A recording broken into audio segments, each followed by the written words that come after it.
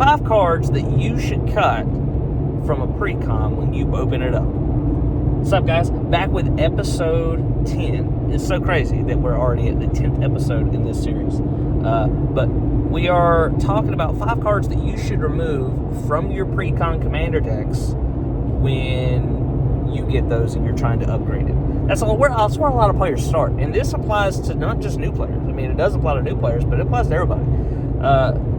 When you first get a Precon, Precons have come a long way. They are very powerful nowadays. I'm looking at the Teenage Mutant Ninja Turtles Precon. There was only one Precon, but that was a good Precon. There was good cards in there, good reprints, good value, good pieces that would go in any other deck. That's one of my favorite things to do as far as building a collection up, is to just buy different Precons and maybe play them. And if you don't vibe with them, then take them apart and use those pieces to build other decks. It will build you a collection quickly. You just buy a handful of Precons over time. Like, I'm not saying go out and buy a bunch at once, but if you buy a couple over time, you're going to start to notice that you have more pieces available to you when you're building decks.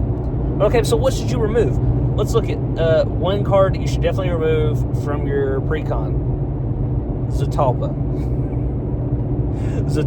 This is a finisher that they have deemed the Precon finisher, and almost every white deck gets this card. It's this gigantic dinosaur. I don't know why they continue to put it in there. I mean, it's a good card, kinda, if you're playing dinosaurs or if that's what you want to be doing. But there are so many other things you can be playing at better mana cost and better efficiency and better effects. Like, it's just all around not that great of a card. So if you see that card in a Precon when you open it up, you can probably cut it. Next card you should be cutting from Precons when you open them up to upgrade them. You should be cutting Generous Gift. Generous Gift is a 3 mana removal spell. Now, I know the argument for it is that it removes any permanent type. White is the removal color, okay? White can deal with enchantments, white can deal with artifacts, and white can remove creatures. Like, there are things you can do in white that are so much more efficient than 3 mana, give them a body to replace what you removed. Like, are you removing a land with a Generous Gift? 99 out of 100 times I'd be willing to bet you're not. Like, maybe if you are trying to face against I don't know, you're playing against a lands deck and someone plays a Cradle. I doubt that.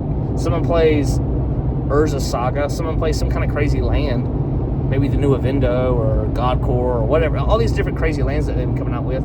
Yeah, you might want to pop those, but that's just super rare. That's not a really common situation. So I don't see a massive benefit in a removal spell where you're giving a body to replace it. Generous Gift is just not that good. It's just not that good. Okay, what's the third card that you should remove from your Precons? Reliquary Tower. I said that wrong.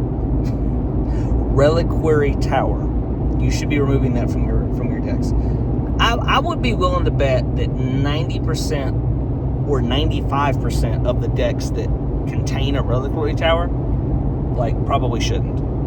There is decks out there that want a Reliquary Tower, but almost all the Precons I've seen that come with that card, nope. Yeah, you do not need a utility land that gives you no maximum hand size, especially in a deck that wants to discard things, or a deck that wants cards in the graveyard, or anything like that. There's so many different options, and I'll see people put, Reliquary Tower is just an easy slam dunk because it just moves your max hand size. But yeah, but maybe you want a max hand size.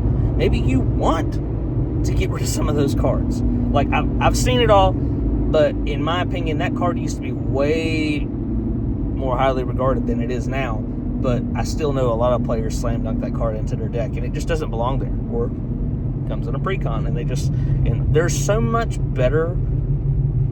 many better, like, utility lands out there, because that's what it is. It's a utility land. It's a colorless land. It can go in any deck, but it's a utility land. It offers some utility, and getting no max hand size is just not that good of an effect to take up an entire land slot.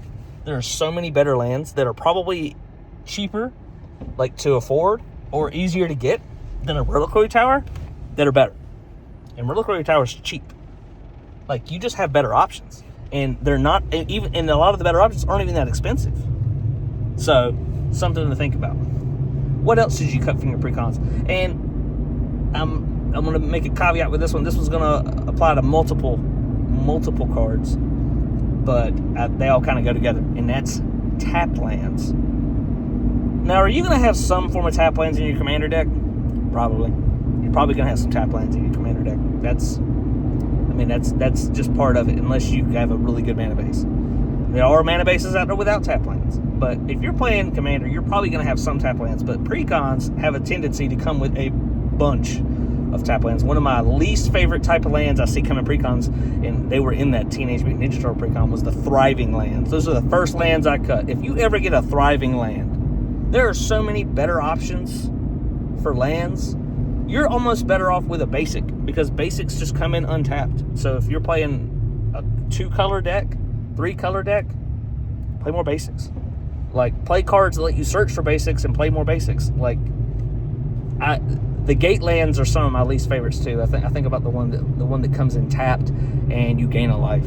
That's so nothing. Now the scry lands, you can make an argument for those. Surveil lands are even better. Of course, those are expensive, but they're typed. You can search them. There's a lot of options for lands out there. Obviously, everybody knows you want to play fetches, you want to play shocks. If you have money like that, play dual lands, the original dual lands. I don't have money like that. I don't think you have money like that. But there's a lot of good lands out there that aren't all those lands. The shocks, the fetches, and the OG duels, a lot of people think those are like the only good lands. There's a lot of good lands out there. The ping lands are awesome. Now, they don't have types, so you can't search them based on their type, but the ping lands, they come in and they tap for colorless. So in the event that you need something to produce colorless mana, you have that. But then it also has the ability to tap for one color or the other, and it just deals 1 damage to you. And in a game of Commander, 1 damage is not that big a deal.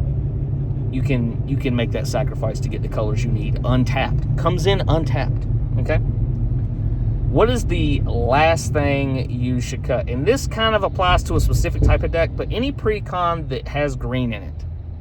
Any Precon that has green in it, cut Artifact Ramp. The only artifact spell that I play in green for ramp is the Great Hinge. And that's a very expensive card, so a lot of people just aren't slamming the Great Hinge into every deck they play. It's like a $60 or $70 card right now, I think, last time I looked. It's a good card, but you don't need that. You don't need that. So why would you cut Artifact Ramp from your green decks?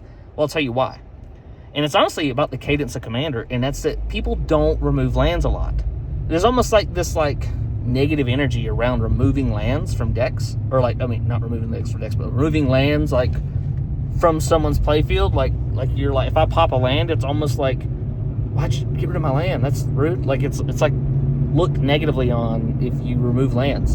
And so people don't do it often. And so ramp decks that use land ramp are at a massive advantage. And green is the land ramp color. So if you're playing a 2-mana rock, of artifact removal is like some of the most common removal in the game. So I'm not saying it will get removed immediately, but it could. It could. Talisman, signets, even Arcane Signet. I go back and forth on Arcane Signet because it's just such an efficient mana rock.